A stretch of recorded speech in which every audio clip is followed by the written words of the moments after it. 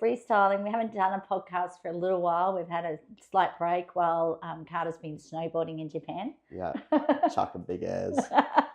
So, well, we want to do a very interesting and pertinent topic at the moment. I'm seeing it in my practice every single day, and that relates to a very important mineral that I see deficient in most people. That's iodine. So we're going to talk around the whole topic of iodine deficiencies, how we renourish it, and the important role it plays in the human body. So first off, we see iron deficiency, it's rampant right now. Yes. And it's not only in third world countries, but in developing countries. That's so why right. is this?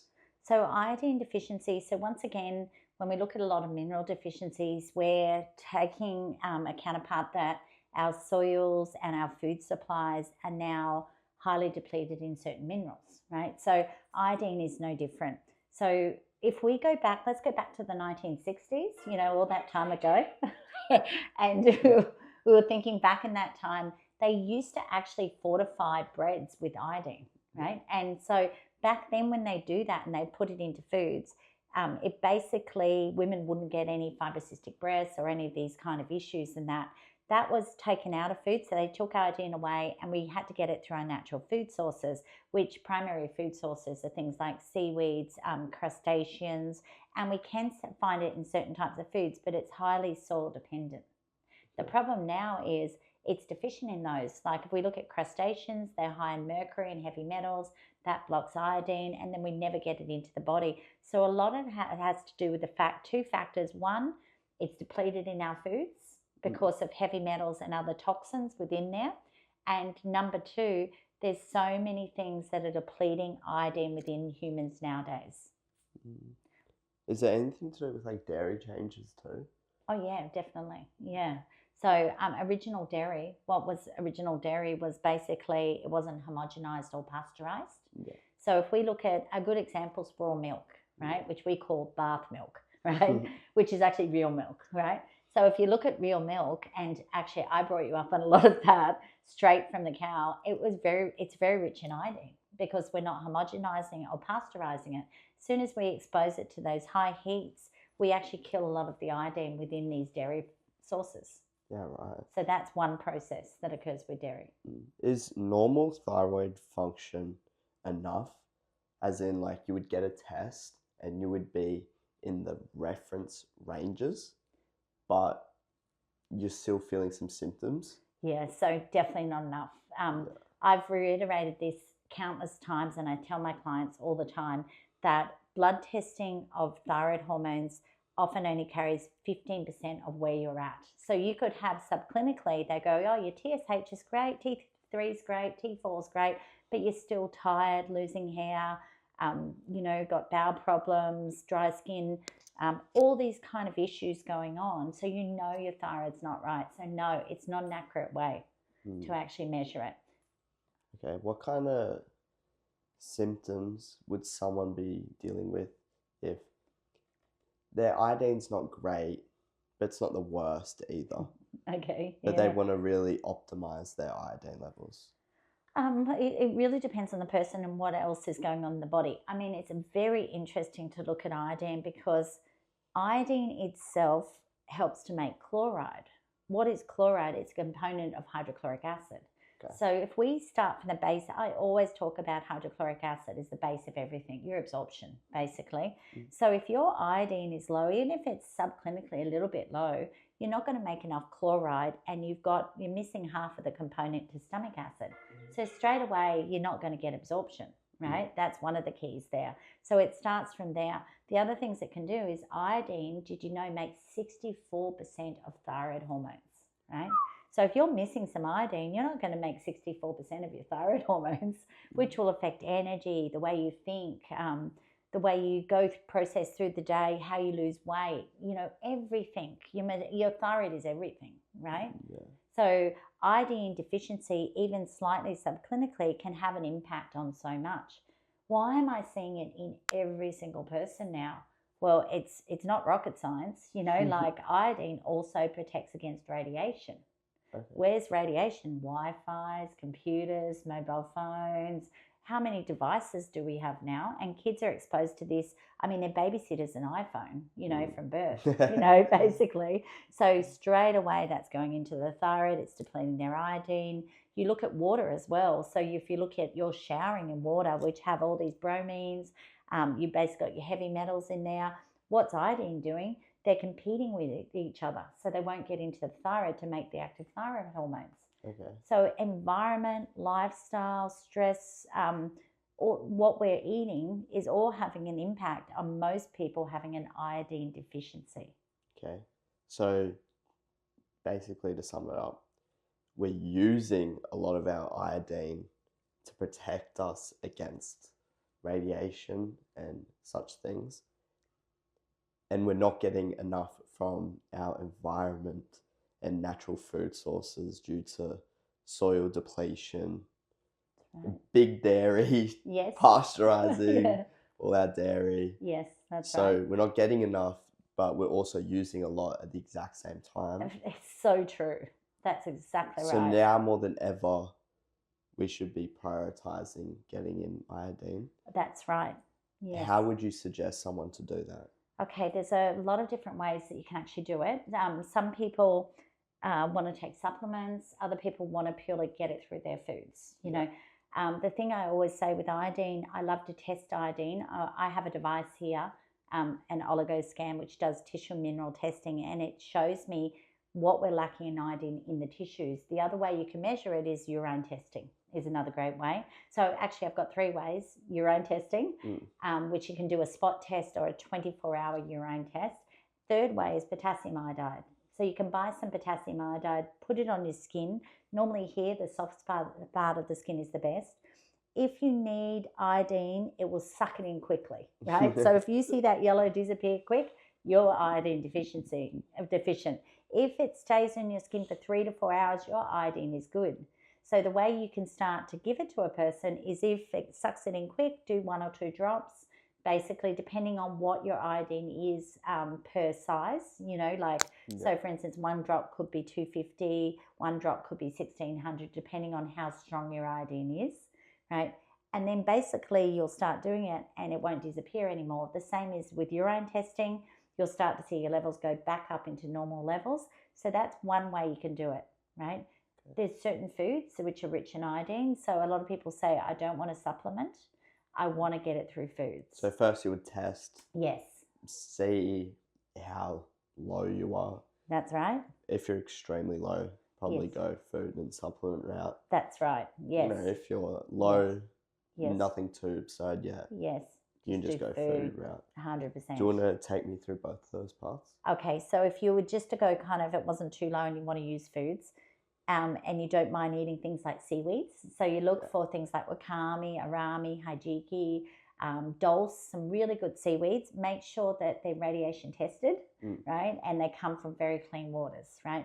So seaweeds are a fantastic way to bring up iodine. Some people hate seaweed. And then you say, well, crustaceans are another really good thing. So things like really clean sources of crustaceans. Was that like oysters and stuff? Yeah, that's right. Okay. Yeah, rich source of iodine. So getting them also from clean waters. So some people hate crustaceans. Okay, so you've got your 2 big food sources kind of gone. The other thing are things like Irish sea moss, the jelly kind of stuff that you used to do. That's a rich source of iodine as well. So you've got those. Or you can just get some dulse salt, which is like natural form of salt with dulse in it, with the seaweed. Dulse is that? Dulse is a really good form of seaweed, right? But it's often made into a salt, right? A lot of people talk about, well, I'm just going to get iodized salt, right? Big problem there is the chloride, right? If you start doing iodized salt, it's in sodium chloride, which can raise blood pressure and create all other sorts of issues. So ideally, it's not the best way to get iodine. Yeah, why? Because people would overdo the amount of salt. Because basically you've got normal table salt with iodine in it.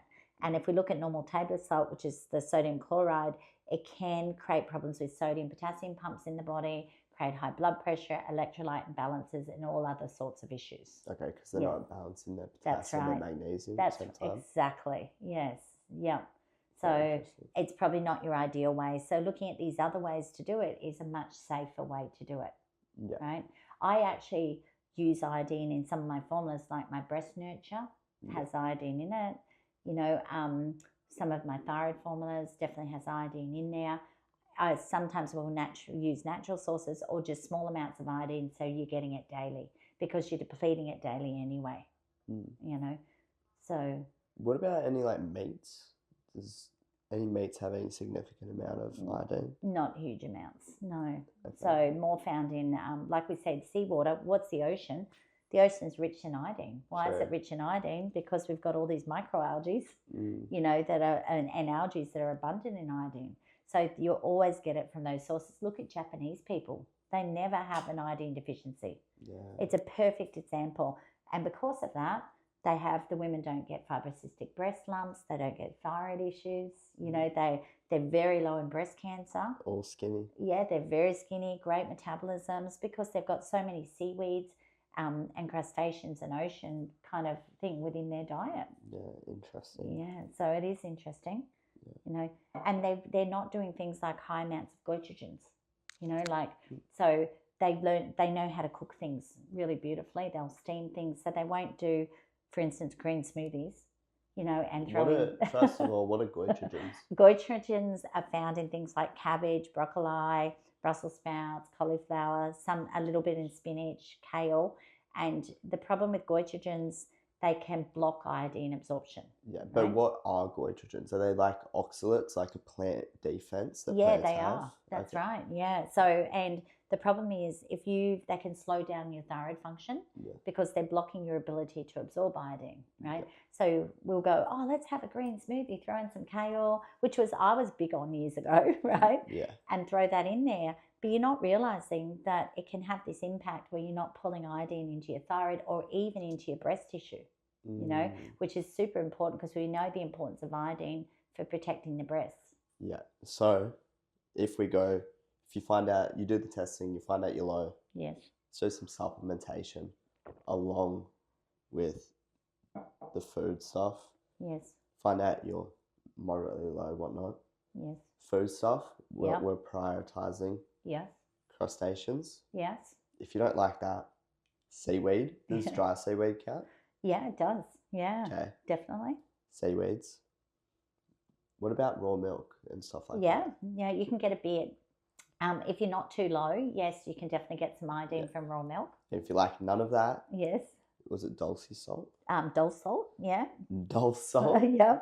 And then, so that's the food options. Yes. Obviously, eating a well-balanced diet too, along with all of this. That's right, yeah.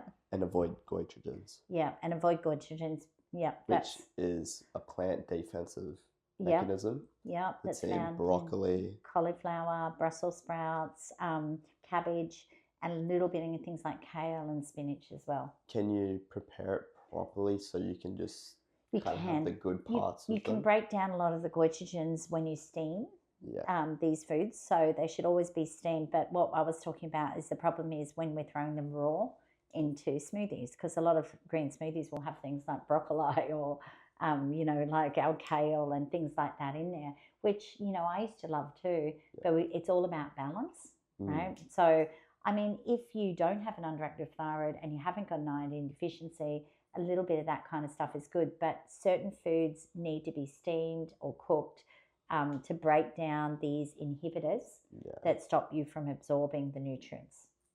Because I was thinking about it just then. Yeah. A lot of people have like green smoothies every morning. Every day. Yeah. And your liver can only, and say they got spinach in there and kale, your liver can only detoxify like 40 milligrams of oxalates a day. Yeah. And it's got something like 400 in like a handful of spinach. I know. And you're having that every single day. No wonder the people that were having those green smoothies were getting kidney stones. What's his name? Chris Hemsworth got kidney stones from having green smoothies every single day. Yeah, it's interesting. And it's funny, you do a gut microbiome test and there's a bacteria that breaks down oxalates, right? So in all these people that are doing green smoothies, they don't have any of the bacteria left. True. You see it all the time. What's the bacteria? So it's like it's got some crazy long name. Yeah, wait, I was just trying to think. Bacteria, lactobacillus. But it's an important bacteria and we use it and we see it almost zero now with most people, with a lot of people. Yeah. And we were like, this is very interesting. There's a pattern going on here. right? And then we started questioning, and we were like, okay, you're having so many oxalate foods. And do you know what the recommendation is to get it back up? Get rid of all the oxalate foods, and it naturally Fair. rebuilds itself. Yeah. Yeah. Interesting. It's really I interesting. heard you mention iodine and breast tissue. Oxalobacter formagenes is the bacteria. Yeah. Just came to I love me. how it's got it in the name too. Yeah. Anyway, Yeah. what I was saying, what's iodine's role in breast tissue, Okay, if so any at all? it's very ancient. Let's go Oh, back. okay. It's evolutionary, basically. So if we look at its role, has a lot to do with mothers, you know, and having babies. So where we have these sodium iodine transporter pumps that sit in the breast tissue, and basically they were designed because when a baby to be healthy and to develop the brain, intelligence, right, and their own thyroid and metabolism, the baby needs iodine, right? So it developed in women in that breast tissue for when they needed it to transport through breast milk, right, and to give it to the babies.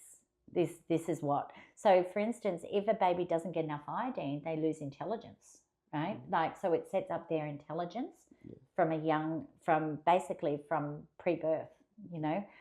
So the reason it's in the breast tissue is basically for that reason, to have a baby and to pass iodine on to babies. But what we've discovered is iodine also stops cellular changes in the breast tissue. What kind of cellular changes? So carcinogenic ones, right? So it basically, it's very similar. So the iodine is needed for thyroid, and thyroid controls the whole life of the human body, metabolism, how we lose weight, how we process foods, cellular metabolism, oxygenation. Everything is controlled via the thyroid, right? And it needs iodine to process things along with selenium and some other nutrients, right? But also being very close to the breast tissue, there's a lot of these iodine sodium kind of transporters there that's getting ready to pass it on to the baby, right? But its other job is to protect against cellular changes. So it stops tissue from going fibrocystic, which is fibrocystic breasts, right? Which a lot of women get, these fibrocystic breast lumps. It also stops it from turning carcinogenic, right? Coming into breast cancer. So one of the most important things to prevent breast cancer is iodine, right? And it's no wonder we're seeing so much breast cancer. Every woman's deficient in it, right? Like, so there's that side of things, and it also stops lumps within the thyroid.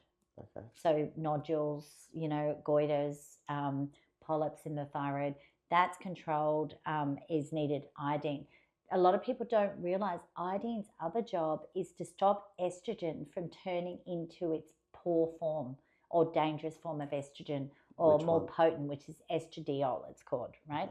So if you don't have enough iodine, it will convert into that, and that can be carcinogenic or make things grow. So iodine also plays a role in hormonal. Yes. Is it not detoxification or? Yes. Almost balance as well, if we look at it, because it stops, like I said, it stops estrogen from going into the bad forms of estrogen. And when that happens, we start to get progesterone estrogen imbalance or estrogen dominance. Okay. Right? So when I see women that have fibrocystic breast lumps, polyps, nodules, fibroids, all these types of things, and almost 100% of the time you'll see they're iodine deficient. Okay, interesting. So iodine specifically in women, yes, protects their breasts. That's right. Yeah. And helps with hormonal balance. Completely. Do you know the other interesting thing about iodine? What? It's a cofactor to dopamine. Mood. You know? Mood, motivation. All of that people don't realise. So when I look at iodine, I think of all of its important roles. It's incredible. Like, I just bloody love it as a mineral. Look. And you know what? It's really such a shame, but the medical institution has put the fear of God into people about iodine. What's that? They say it's toxic, you've got to be careful with it, you can't take it, it's dangerous. It takes a lot to get too much iodine, right? Because the body's going to excrete it anyway, what it doesn't need. And so they say it's poisonous, it's toxic.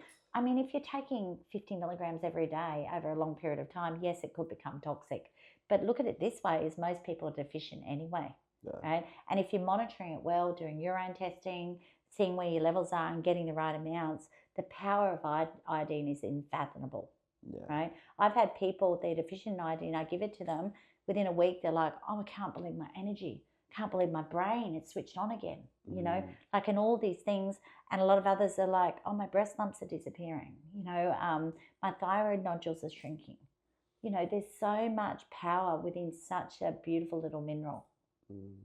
That's like anything. Anything is dangerous when you're overconsumptive with it. That's true. So I Yeah. don't really get that. I guess it can, when we talk about autoimmune and Yes, that, how can it be a that's bit more right. dangerous there? Yeah, so that's the only one area you've just got to be a bit cautious. So if you've got a lot of antibodies with Hashimoto's or Graves', and if you take too much iodine, it can stimulate you too much, right? And then you might get things like heart palpitations, feel anxious, you know, and it can drive you too much. So there is a caution with those kind of things. But if you measure things well, like I have a lot of women that have Hashimoto's and we keep them just on a small dose if they need it, right? That's why I say sometimes it's good to do it through the skin, because your body will tell you exactly what you need and you don't. You know, have a bath, throw a couple of drops in the bath. You know, the body will soak in what it needs. Interesting. Is there anything else you'd like to add today? Oh gosh, I could talk forever about this mineral, because I guarantee I'm going to do 5 scans today and I'll see everyone's iodine deficient. That's interesting. But is there a specific kind of group that you see iodine deficiency more rampant in than others? Probably, well, yeah, in women for sure. Yeah. A lot higher in women than men, because they need to, well, we have babies, right? And so we're using a lot more iodine. You'll see probably after having a baby and breastfeeding, often a woman's iodine levels will drop low because the baby's taken it all to become intelligent. Oh, actually, I've got it. Yeah, it affects the baby's hormones and all that. Oh, too, completely. It affects everything. What happens if a woman's pregnant or she's actually breastfeeding and she doesn't have, she's iodine deficient herself? Yeah, that's not great, right? It's not great. What can happen is that? Well, she'll get very fatigued. You know, she may end up with thyroid problems either during breastfeeding or afterwards. So that's when they get a lot of chronic fatigue. You know, they get baby brain, they call it, which is they're not thinking clearly. What about the baby? Does it affect it all? Because the mother doesn't have iodine to pass It on does. herself. Yeah, so it undoubtedly affects. I mean, interesting now, you look at a lot of prenatals and they're including quite a bit of iodine, which they never used to do. So they are putting it into prenatals. Even a lot of natural ones will have kelp or some source of iodine within there. So it has become more recognised and well known.